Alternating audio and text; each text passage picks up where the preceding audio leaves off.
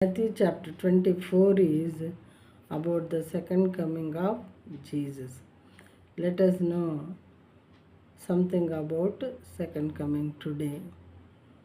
When Jesus sat on a mountain, one day all his disciples, means 12 disciples, came to him and asked him a question.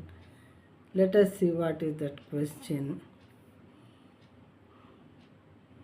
Tell us, when will these things be, and what will be the sign of your coming and of the close of the age? That is the question. Let us see it in Telugu language. 3వ వచనము, మత్తయి సువార్త 24:3.